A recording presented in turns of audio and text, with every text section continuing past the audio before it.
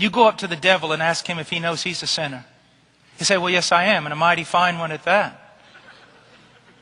Someone says, yes, I know I'm a sinner. Do they know what that means? That's like someone says, I've accepted God. But when you begin to hear their definition of the God they've accepted, you realize it's not the God of the Bible. In the same way, a person says, I'm a sinner. That could mean anything. I don't have enough love for myself.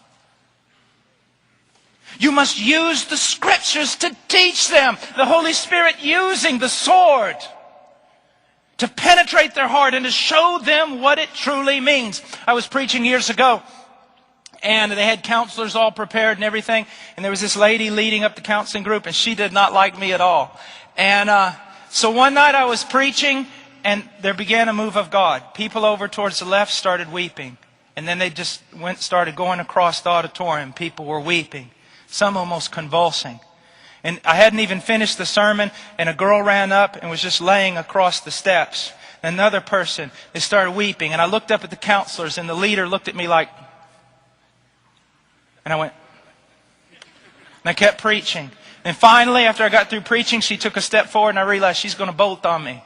And so I went down there, and I stood beside her, and she goes, and I said, and finally she just looked at me and took a step, and I put my hand on her shoulder, and I said, sister, don't touch the ark of God. It is the God of Israel who is wounding these people with regard to their sin. Do not comfort the soul that God is breaking. Leave them alone to God.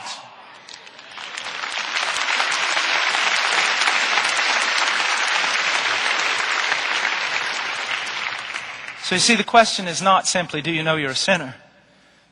But dear friend, do you know what it means?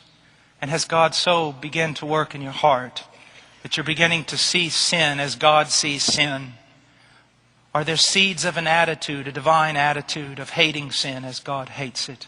You're boasting over sin. Has it turned to shame? Is God doing something?